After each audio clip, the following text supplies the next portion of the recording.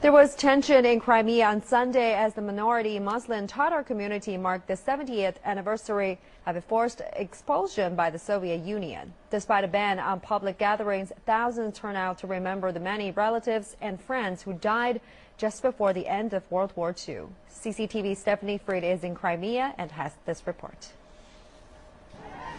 Defiance, accompanied by solemn ceremony.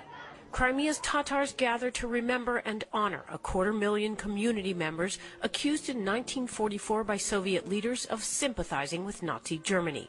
They were subsequently expelled from the peninsula. Some experienced forced deportation firsthand. They remember parents and siblings who died in exile of starvation and exposure to the elements.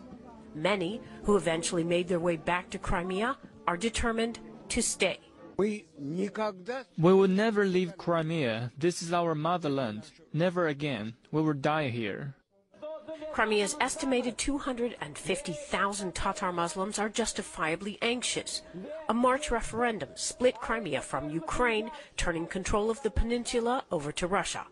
Many Tatars in the majority ethnic Russian region boycotted the referendum. Despite official assurances to preserve their rights and freedoms, some now fear persecution.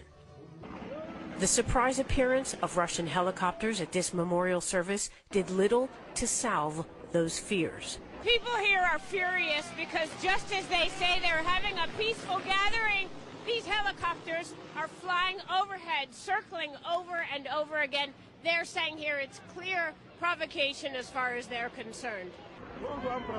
You see, this is a simple example of democracy and respect for the people. Despite the passage of time, on this 70th anniversary marking mass punishment, Tatars who claim historical rulership of Crimea centuries ago remain doubtful and suspicious.